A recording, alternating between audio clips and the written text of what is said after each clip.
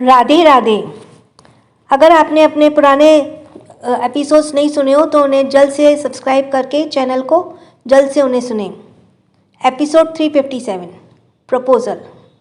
रूहानी से थप्पड़ खाने के बाद आयश गुस्से से बाहर कमरे में आया और उसके कहा, ये लड़की दिखती इतनी मासूम है लेकिन इसकी हरकतें। उससे मुझे थप्पड़ मारा, उसे मैं छोड़ूंगा नहीं। आयश ने गुस्से से अपना शर्ट निकालकर जमीन पर पटका। तभी उसे कुछ याद आया। उसने कहा, शर्ट? शिट। वो शिट यार, सिर्फ 7 दिन बचे हैं, मुझे जल्दी करना होगा। ये लड़की।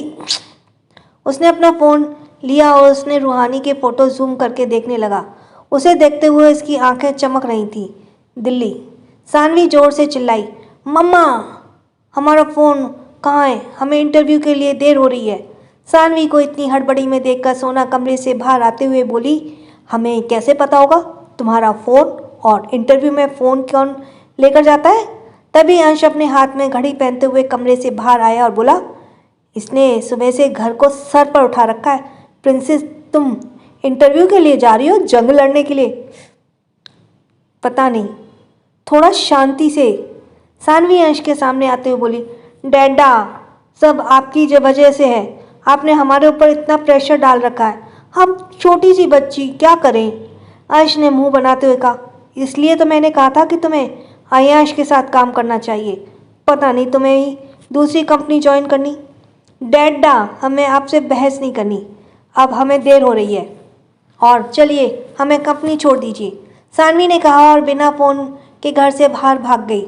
अंश ने सोना को देखा और अपना सर हिलाया और तभी उसकी नज़र वंश पर पड़ी जो रेडी होकर कहीं जा रहा था। उसने कहा, अच्छा हुआ तुम आ गए, जाओ जाकर उसे कंपनी छोड़ दो, उसकी आज इंटरव्यू है। वंश ने कहा, नो डैड, मैं कहीं जा रहा हूँ, आप उसे छोड़ दो। सोना ने घूरते हुए उसे कहा, वंश तुम अभी जाओ अपनी बहन के साथ। वंश ने अपनी आंखें घुमाई और कहा, फाइन, और वो चला गया। कुछ देर बाद रास्ते में वंश ने पूछा, किस कंपनी में है तुम्हारा इंटरव्यू? सानवी ने अपने बैग में से एक कार्ड निकाला और वंश को दे दिया। वंश ने उसे देखा और अपना सर हिलाकर कार उस तरफ भगा दिया। कुछ देर बाद वे दोनों एक बड़ी सी बिल्डिंग के आगे खड़े थे। वंश ने कहा, तुम्हें काम ही सीखना था तो आयश भाई के साथ सीख लेती, लेकिन छोड़ो, तुम्हारी मर्जी। सानवी ने उसे मुंह बनाकर देखा और वो कार से बाहर आ गई। वंश ने कहा, हो जाए तो ड्राइवर को बुला लेना, मैं कहीं जा रहा हूँ। सानवी ने हाँ में सिर हिलाया और उसे बाय कहते हुए बिल्डिंग के अंदर चली गई, जिसका नाम था the Sam law firm, SAM law firm. Saanvi ने लॉ की पढ़ाई कर पड़ी थी और इंडिया वापस आने से पहले उसे इंटर्न के लिए अप्लाई कर दिया था। वो जगह बहुत बड़ी नहीं थी लेकिन बहुत ही सुंदर और साफ थी। उसने रिसेप्शन में ऑडिटोरियम का पता पूछा जहाँ पर इंटरव्यू लिया जा रहा था। सानवी ने देखा वहाँ पर बहुत ज़्यादा भीड़ नहीं थी। सानवी एक हैंडसम से लड़के के पास आकर बैठ गई। उस लड़के ने सानवी को देखा और बस देखता ही रह गया। सानवी ने उसकी नज़र खुद पर महसूस की तो उसे आंखें छोटी करके देखने लगी। उसने कहा, excuse me sir, am I looking like a show piece that they are looking at me like this? यह सुनकर उस लड़के ने अपनी नज़र उससे हटाते हुए कहा, oh I am sorry but you look extremely beautiful that I can't take my eyes off. Saanvi ने अपना मुंह बनाया। कुछ देर बाद सानवी को बुलावा आ गया। उसने बहुत सलीके से इंटरव्यू रूम में दरवाज़ा खोला और वहाँ पर बैठे इंटरव्यू लेने बैठे सीनियर लॉयर को ग्रीट किया। वो कुर्सी पर बैठी और तभी उसकी नज़र एक हैंडसम से लड़के पर पड़ी जो ठीक उसके सामने बैठा उसे ही मुस्कुराकर देख रहा था। सानवी ने हैरान नज़र से उसे देखा और उसके मुंह से सिर्फ एक ही नाम बाहर आया, आरव। और वो नर्वस हो गई। तभी आरव ने अपनी टीम मेंबर से कहा, please and the interview and go from here. मुझे मेरी पर्सनल असिस्टेंट मिल गई। वे सब वहाँ से चले गए। वहाँ पर बच गए थे तो सिर्फ सानवी और आरव। सानवी ने उन सबको वहाँ से जाते देखा तो अपनी कुर्सी से खड़ी हो गई। आरव खड़ा हुआ और अपने सूट का बटन बंद करते हुए सानवी के पास आने लगा। उसे अपने पास आते देख सानवी के कदम अपने आप पीछे की तरफ हटने लगे। आरव बहुत ज़्यादा हैंडसम था, जैसे Greek God, muscular body, 6'4" height, attractive facial features, भूरी आंखें, जेल से सेट बाल। वो काफ़ी हैंडसम था। सानी जो किसी से भी नहीं डरती थी, वो आरव के सामने इतने पास आने से घबरा गई। उसका तेज दिल जोर से धड़कने लगा और उसने कहा, आरव। और तभी उसकी पीठ दीवार से छू गई। आरव ने अपना हाथ उसके चेहरे की तरफ बढ़ाया और उसके चेहरे पे आ रहे लट को कान से पीछे करते हुए अपनी भारी आवाज़ में लेकिन मैग्नेटिक वॉइस में बोला, yes princess. Chhattisgarh. You are listening from Kanha हम सबके काना चैनल से, इसको सब्सक्राइब करें। छत्तीसगढ़। रूहानी सरकारी हॉस्पिटल में थी। आयश ने जिस तरह उसके बाल को पकड़कर खींचा था, उसे अपने सर में काफ़ी दर्द महसूस हो रहा था। डॉक्टर ने उसे ऊपरी तौर पर चेक किया और कुछ दवाई लिख दी। अब उसके पास इतने भी पैसे नहीं थे कि वो अपने लिए दवाई ले पाए। उसने अपनी माँ के लिए दवाई ली और अपने सरदर्द को इग्नोर करके घर आ गई। उसने दुपट्टे में दवाई को छुपा लिया और कमरे में जाने लगी तभी सामने से आ रही अप्पू की पत्नी से टकरा गई और उसके हाथ में रखे दवाई की शीशियाँ ज़मीन पर गिर के टूट गई। रूहानी ने देखा और उसकी आंखें बड़ी हो गईं। सरिता ने रूहानी को गुस्से से देखा और उसके कंधे को पकड़ते हुए बोली, ये सब खरीदने के लिए पैसे कहाँ से आए तेरे पास? रूहानी ने सबकते हुए कहा, वो चाची जी, हमने कुछ पैसे बचाकर इन्हें माँ के लिए रखे थे, लेकिन ये कहकर वो घुटनों पर बैठ गई, बिखरी हुई दवाइयों को देखने लगी। उसने ये जिस चीज़ के लिए खरीदने के लिए इतनी मेहनत की थी, सब उसके सामने ज़मीन पर बिखरे हुए थे। सरिता ने गुस्से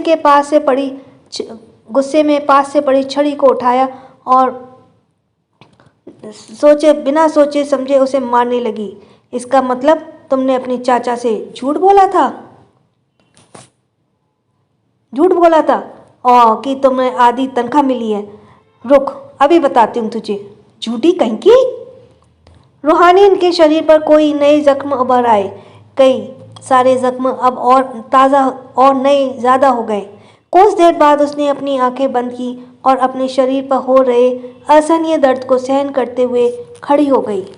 वो सीधा कमरे में चली गई और दरवाज़ा बंद करते हुए दरवाजे से टिककर बैठ गई। उसने खुद को गले लगाया और कांपते हुए बैठी रही। कुछ देर बाद उसने अपनी माँ को देखा, जो वक्त के साथ और ज़्यादा बीमार होती जा रही थी। उसकी माँ इस वक्त गहरी नींद में थी, जिसकी वजह से वो अपनी बेटी की ऐसी हालत नहीं देख सकती थी। रूहानी ज़मीन से खड़ी होकर उनके पास आ गई और सो रही अपनी माँ के गले लग गई। उसकी माँ ने अचानक से उसे ऐसे देखा तो उसके सर पर हाथ फेरते हुए बोली, क्या हुआ रूहा, तू रो रही है? रूहानी ने रोते हुए कहा, सब खत्म हो गया माँ, हमारे पास अब कुछ नहीं बचा। हमारा काम हमारे पास नहीं रहा और आपकी दवाई के लेने के जितने पैसे हमने जमा किए थे, वो सब मिट्टी में मिल गए। उसके बाद इस तरह रोने से उसकी माँ की आंखें भी नम हो गई।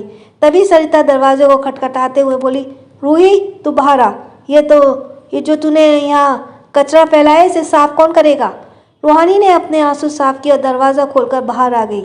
सरिता जी उसे कुछ ना कुछ सुनाई जा रही थी, लेकिन रूहानी ने उसकी कोई बात नहीं सुनी और वो अपने हाथ से दवाई की टूटी शीशियाँ उठाने लगी। तभी उसके हाथ पर एक कांच चुभ गया। वो अपने हाथ को देखने लगी, जहाँ पर बड़ा सा कट लगा था और उसके खून आ रहा था। कुछ ही देर में उसने घर को पहले जैसा साफ कर दिया और कपड़े ले जाकर वॉश रूम में चली गई। इधर आयाश अपने हाथ को देख रहा था, जहाँ पर उसे कुछ देर पहले बहुत तेज़ दर्द महसूस हो रहा था। उसने कहा, ये क्या था? मुझे लगा जैसे किसी ने चाकू से मेरा हाथ काटा हो। रिश्ता नफरत का हो या प्यार का, जब दोनों शिद्दत से निभाए जाएं तो एक दूसरे को दर्द और तकलीफ भी महसूस हो ही जाती है। इस वक्त अंश भी उसी कश्मकश में था। उसे समझ नहीं आ रहा था कि जब से वो उस लड़की से मिला, तब से उसके साथ अजीब अजीब सी चीज़ें होने लगी थी। कभी उसके दिल की धड़कन अपने आप ही बढ़ जाती, तो कभी उसे अपने दिल में भारीपन सा एहसास होता। शाम का वक्त। So you are listening from Kanha हम सबके खाना चैनल। रूहानी का मन हुआ बहुत शांत था। इसलिए वो झरने के पास वाली मंदिर में पूजा करने आई थी। उसके पास सर पर उसका दुपट्टा था। उसने अपने हाथ जोड़े और आंखें बंद करके प्रार्थना करने लगी। उसने कहा, माता रानी, कृपया करके हमारे सारे दुखों का अंत कर दीजिए। हमसे अब ये बर्दाश्त नहीं होता। हम अपनी माँ को अपने आँखों के सामने मरता हुआ नहीं देख सकते। हम उनके बिना नहीं रह सकते। कोई ऐसा चमत्कार करो माँ कि हम इस दर्द से बाहर आ जाएं। उसने अपनी आंखें खोली और नम आंखों से माता रानी को देखा। उसने उन्हें आखिरी बार प्रणाम किया और जाने के लिए मुड़ी। तभी उसने देखा उसके सामने वही अकड़ू घमंडी लड़का खड़ा था जिसे उसने सुबह सुबह थप्पड़ मारा था। उसने अपना सर नीचे किया और उसके बगल से जाने लगी तो आयांश ने उसका हाथ पकड़ लिया। रूहानी ने दर्द से अपनी आंखें बंद कर ली क्योंकि आयांश ने उसका हाथ वही पकड़ा था जिसमें कट लगा था। रूहानी ने अपना हाथ छुड़ाने की कोशिश करते हुए कहा, आप ये क्या कर रहे हैं? छोड़िए हमारा हाथ, लोग हमें देख रहे हैं। आयांश ने उसे झटके से अपनी तरफ खींचा जिससे रूहानी उसके सीने से आ लगी। वो अपनी घबराई नज़रों से आयांश को देख रही थी। आयांश ने उसके हाथ को पकड़े हुए ही उसकी आंखों में देखते हुए बोला, शादी करनी है मुझे तुमसे। रूहानी ने यह सुना और उसकी आंखें बड़ी बड़ी हो गईं। उसने हकलाते हुए कहा, आप दिमाग खराब है? आपको पता भी है आप क्या कह रहे हैं? आयांश ने उसी तरह कहा, हम इस वक्त मंदिर में खड़े हैं और मैं जो भी कह रहा हूँ वो सच है। मुझे तुमसे शादी करनी है, अभी, इसी वक्त। रूहानी ने अपनी नम आंखों से उसे देखा। आयांश को अपने दिल में चुभन का एहसास हो रहा था, लेकिन उसने वो भाव अपने चेहरे पर आने नहीं दिया। आयांश ने उसका हाथ पकड़ा और खींचते हुए उसे माता रानी के पास ले आया। उसने जैसे ही थाल से सिंदूर उठाना चाहा, रूहानी ने अपना हाथ उसके हाथ से छुड़ाया और वहाँ से भाग गई। आयांश ने उसे जाते देखा और उसके पीछे भागा। मंदिर में खड़े लोग सब उसके बारे में बातें करने लगे। रूहानी सड़क की तरफ भाग ही रही थी कि तभी एक बाइक स्पीड से आती तरफ दिखाई दी। वो उससे टकराती उससे पहले आयांश ने उसके बाहों को पकड़कर अपनी तरफ खींचा। रूहानी एक बार फिर से आयांश की बाहों में घेरे में आ गई। अभी अभी वो मरते मरते बची थी। उसने अपनी पलकें उठाकर उस शख्स को देखा। आयांश ने उसके चेहरे को देखा और लाल हो गया। उसने कहा, 5 दिन में तुम्हारे पास सोचने के लिए है। अगर मुझे हाँ में जवाब नहीं मिला तो तुम सोच भी नहीं सकती मैं तुमसे शादी करने के लिए किस हद तक जा सकता हूँ। So you are listening from Kanha, हम सब के काना चैनल, एंड इसको सब्सक्राइब कीजिए। और एक नए एपिसोड 358, रूहानी की शादी। शाम 7 बजे रूहानी भागकर घर आ गई। उसके नए कमरे में का दरवाज़ा बंद किया और तेज तेज सांसें लेने लगी। आयांश की बातें अपने कान में अब भी सुनाई दे रही थी। मुझे तुमसे शादी करनी है, अभी, इसी वक्त। उसने खुद को कहा, वो पागल हो गया है क्या? कैसी बातें कर रहे थे? शादी, वो एक भी अनजान से? हम उनसे शादी कैसे कर सकते हैं? कैसे कर सकते हैं हम उनसे शादी? उसने अपने सीने पे हाथ रखा जो कि काफ़ी तेज़ी से धड़क रहा था। वो अपने हाथों को देखते हुए लगी जिसे कुछ देर पहले आयांश ने पकड़ रखा था। उसे अभी भी अंश के छूने का एहसास उसे महसूस हो रहा था। वो अपने ख्यालों में थी कि तभी उसकी माँ ने उसे देखते हुए कहा, तुम अकेली अकेली फिर से बातें करने लगी? मुझे भी बताओ क्या हुआ है? रूहानी ने यह सुना और वो अपने ख्यालों से बाहर आई। उसने कहा, नहीं माँ, बस ऐसे ही। अगली सुबह रूहानी अपने कमरे से बाहर आई। उसने सर में सुबह से ही बहुत तेज़ दर्द था। वो अपना सर दबाते हुए बाहर आई थी कि उसका नज़र अपने सामने गुस्से से खड़े कुछ लोगों पर पड़ी। वे कोई और नहीं बल्कि अप्पू और सरिता के साथ राकेश और गांव के कुछ लोग थे। रूहानी ने सबको कंफ्यूज होकर देखा। तभी सरिता ने अचानक से रूहानी का गाल पर एक थप्पड़ जड़ दिया जिससे रूहानी संभल नहीं पाई और ज़मीन पर गिर गई। उसने अपने गाल को पर हाथ रखा और उसे देखने लगी। सरिता जी ने कहा, क्यों री? तुझे लगा था हमें पता न चलेगा? तू कल रात मंदिर में किसके साथ नैन मटक्का कर रही थी? हाँ, तू यही सब करके बाहर जाती है यही करने के लिए ना? रूहानी ने नहीं में सर हिलाया। नहीं चाची जी, राकेश ने कहा। ये झूठ बोल रही है मामी, मैंने कल शाम इसे मंदिर में उस शहरी बाबू के साथ देखा था और उससे पहले भी मैंने कई बार दोनों के साथ देखा था और कल मंदिर में भी ये दोनों शादी करने वाले थे। मैंने अपने कानों से सुना उन्हें शादी के बारे में बात करने की। आप इससे पूछो, होटल तो बंद हो गया तो ना तो ये वहाँ काम किसके लिए करने जाती है। रूहानी समझ गई वो इसके बारे में बात कर रहा था। वो अपनी सफाई में कुछ कहती उससे पहले सरिता अपना सर पीटते हुए बोली, अब बोलो, क्यों ये भी झूठ बोल रहा है? सब तरह तरह की बातें कर रहे हैं तेरे बारे में। रूहानी ने सफाई देते हुए कहा। नहीं चाची जी, आपको कोई गलतफहमी हो रही है। हम तो उन्हें जानते भी नहीं, हम उनके साथ। लेकिन किसी ने कुछ नहीं सुना और रूहानी को उल्टी सीधी बात सुनाने लगे। रमा कमरे में ही अपनी बेटी के लिए इतनी बुरी बातें सुनकर अंदर तक टूट रही थी। वो जैसे ही तैसे बेड से खड़ी हुई और सबके पास आ गई। उसने गुस्से से कहा, अप्पू, तुम मेरी बेटी पर यह कैसा इल्ज़ाम लगा रहे हो? अगर आज इसके पिता जिंदा होते तो तुम्हें हमारी बेटी के लिए इतना बुरा सोचने देख जान से मार देते। सरिता ने यह सुना और उसे धमका देते हुए बोली, ये तुम अपना मुंह बंद रखो। तुम्हारी बेटी ने हमें कहीं का मुंह दिखाने लायक नहीं छोड़ा और तू मेरे पति को धमका रही है। रमा खुद को संभाल नहीं पाई और गिर गई। रूहानी ने यह देखा और उसके पास आ गई। उसने अपनी माँ को संभाला और गुस्से से सरिता को देखते हुए बोली, चाची जी, आप ये क्या कह रही हैं? आपको हमसे परेशानी है तो हमसे बात कीजिए। माँ को धक्का देने की आपकी हिम्मत कैसे हुई? अगर हमारी माँ को कुछ भी हुआ तो हम आपको छोड़ेंगे नहीं।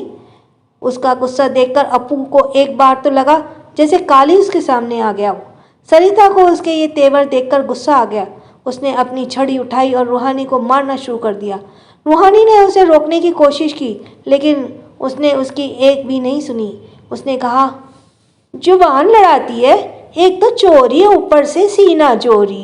पूरा गांव में हमें तूने बदनाम कर दिया और क्या चाहती है तू? हम कहीं मुंह दिखाने के काबिल ना रहे तेरी वजह से। सरिता ने अप्पू से कहा, सुनो जी, हमें इस लड़की की शादी जल्द से जल्द करनी होगी। इससे पहले यह सारे शहरी लड़कों के साथ मिलकर कोई नया कांड कर दे और हमारी बदनामी और ज़्यादा हो जाए। रूहानी ने यह सुना और नहीं में सर हिलाने लगी। अप्पू ने गहरी सांस ली और कहा, तुम ठीक कह रही हो, लेकिन इतना सब होने के बाद गांव में कौन इससे शादी करने के लिए तैयार होगा? तभी राकेश ने मौके का पौधा उठाकर और मौके पर चौका मारते हुए कहा, मामा जी, मैं हूँ ना, मैं करूँगा इससे शादी। आपको फिक्र करने की ज़रूरत नहीं है। मैं आपके नाक को कटने नहीं दूंगा। मैं करूँगा रूहानी से शादी, वो भी पूरे धूमधाम से। आपको खर्चे की भी फिक्र करने की कोई ज़रूरत नहीं है। बस आप अपनी बेटी का हाथ मेरे हाथ में दे देना। ये सुनकर अप्पू और सरिता खुश हो गए और गांव वाले भी उनका साथ देने लगे। रूहानी अपना सर झुकाकर रोने लगी। ये अचानक से ये क्या हो रहा था उसकी ज़िंदगी में। रमा ने अपनी बेटी को देखा और गांव वालों को समझाते हुए बोली, मेरी बेटी ने ऐसा कुछ नहीं किया है, मेरा पूरा विश्वास करें। इस पर ज़रूर तुम सबको गलतफहमी हो रही है। लेकिन उसकी बात किसी ने नहीं सुनी। सरिता ने रूहानी को पकड़ उठा और उसे कमरे में बंद करते हुए बोली, आज से तेरा घर में बाहर जाना बंद। अब तो इस कमरे में तभी निकलेगी जिस दिन तेरी शादी होगी। रूहानी अपना चेहरा अपने हाथों में छुपाकर रोने लगी। इधर आयांश भी पता चल गया था कि रूहानी के घर पर क्या हो रहा था, लेकिन उसे ज़्यादा कुछ फर्क नहीं पड़ा। वो जानता था उसे किसी भी हाल में रूहानी से शादी करनी थी। उसने फैसला किया था कि वो रूहानी के उसके पास आने का इंतज़ार करेगा, नहीं तो उसके पास उसने ज़बरदस्ती करने के अलावा और कोई चारा नहीं था। इसी तरह 3 दिन बीत गए। You are listening from Kanha, हम सब के कान्हा चैनल। प्लीज़ इसको सब्सक्राइब कीजिए। इस तरह 3 दिन बीत गए। अप्पू के घर में रूहानी और राकेश की शादी की तैयारियां हो रही थीं। घर को अच्छे से सजाया गया था क्योंकि अगले 2 दिन बाद रूहानी की शादी थी। रूहानी की आज मेहंदी थी। घर पर गांव की सारी महिलाएं मौजूद थी और गाना बजाना चल रहा था। रूहानी उन सब के बीच बैठकर अपने हाथों में मेहंदी लगवा रही थी। उसका चेहरा सफ़ेद पड़ गया था और उसकी आंखें बेजान जैसे उसके अंदर की भावनाएं खत्म ही हो गई थी। फिर भी गुलाबी रंग की साड़ी में वो बहुत सुंदर लग रही थी। सावी उसके पास बैठी उसे मेहंदी लगा रही थी और बार बार उसके दोस्त उसे मुस्कुराए चेहरे को देख रही थी। उसे वो उसके लिए बहुत बुरा लग रहा था। तभी उसके मुरझाए चेहरे को देख रही थी। उसे उसके लिए बहुत बुरा लग रहा था। तभी कुछ ही देर पर खड़ा एक आदमी अपने फ़ोन में रूहानी के चुपके से एक फ़ोटो लेकर किसी के पास भेज देता है। रूहानी या किसी और को जरा भी इस बात का भनक नहीं लगता। इधर आयांश अपने फ़ोन में देखकर मुस्कुरा रहा था। उसे मुस्कुराना देख रोहित हैरान हो गया। उसने खुद से कहा, सर ने ऐसा क्या देख लिया कि वो ऐसे मुस्कुरा रहे हैं। उसने आज से पहले कभी अपने खड़ूस बॉस को मुस्कुराते हुए नहीं देखा था, इसलिए उसे बहुत कन्फ्यूज़न हो रही थी। वो हल्का सा झुककर उसके फ़ोन में झांकने लगा, लेकिन तभी आयांश ने जल्दी से अपना फ़ोन बंद कर लिया। रात का वक्त रूहानी कमरे में खिड़की के पास खड़ी चांद को निहार रही थी। तभी उसे दीवार की तरफ किसी के फ़ोन के बात करने की आवाज़ सुनाई दी। रूहानी ने पहचान लिया तो वो किसकी आवाज़ थी। वो कह रहा था, हाँ भाई हाँ, परसों मेरी शादी है। हाँ हाँ हाँ, मैं उसी से शादी करने वाला हूँ। साली साली ने मुझे अपना अकड़ दिखाई थी ना, देखना शादी के बाद कैसे एक एक बात का बदला लूँगा। हाँ हाँ हाँ, मैं उससे ऐसे मज़ा चखाऊँगा ज़िंदगी भर याद रखेगी। हाँ हाँ, समझ ले, मैं खरीद रहा हूँ उसको, अच्छा खासा पैसा दिया है उसके चाचा को मैंने। हाँ हाँ, बदनामी तो बहाना था, असल में उसे उस लड़की और उसकी माँ को ठिकाने लगाना था। हाँ हाँ, मैं कौन सा उसे ज़िंदगी भर पालूँगा।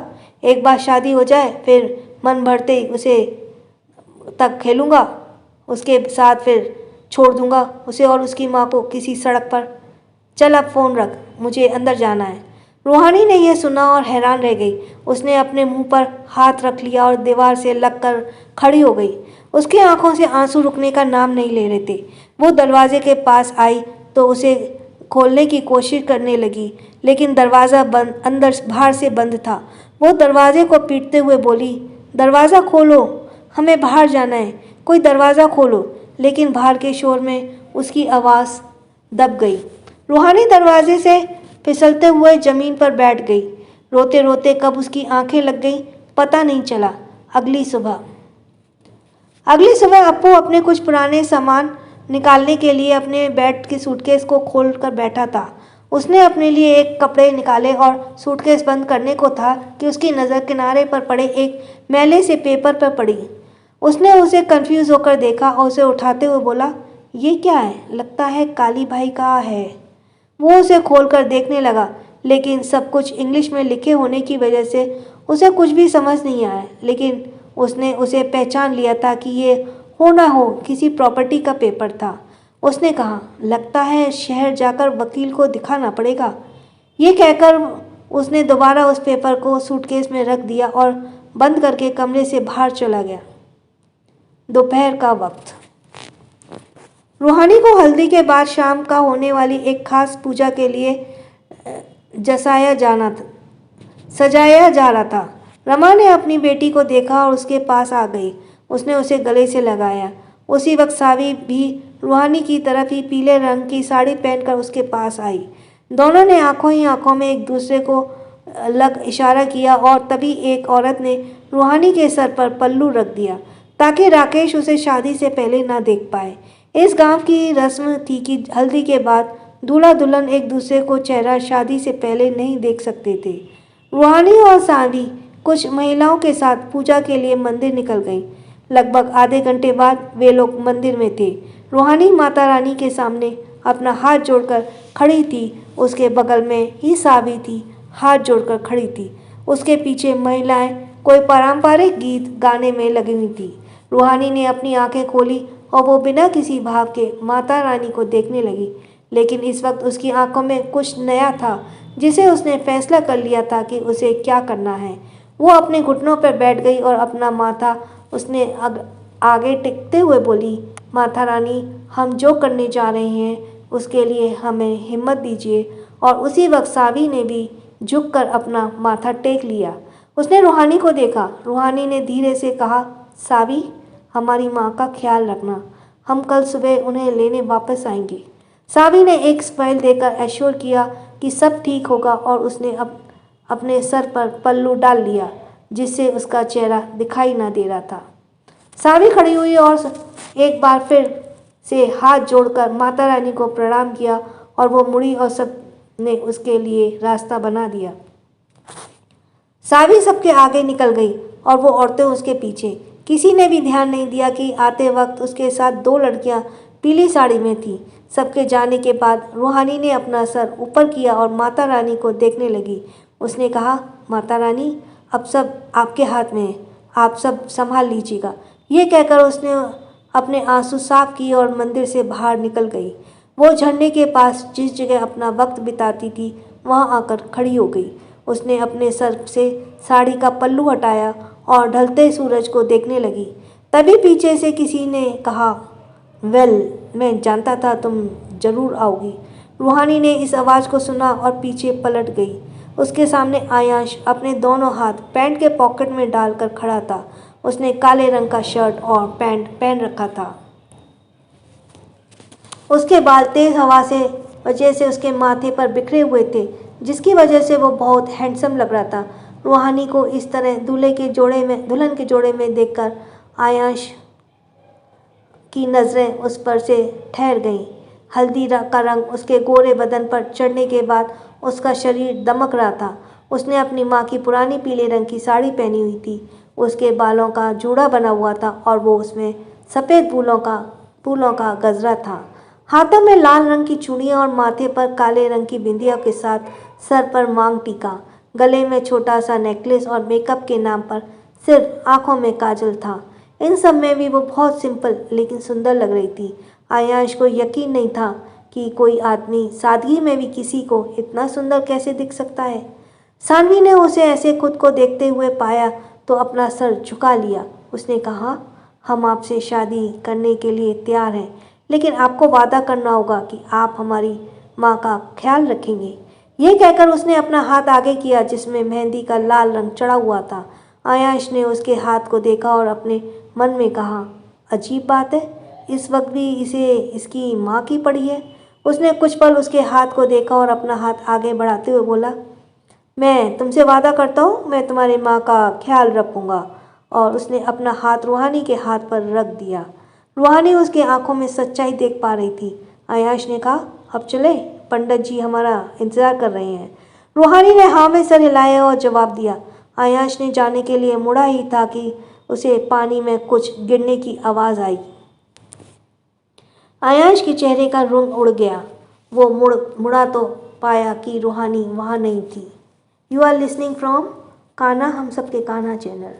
मुड़ा तो पाया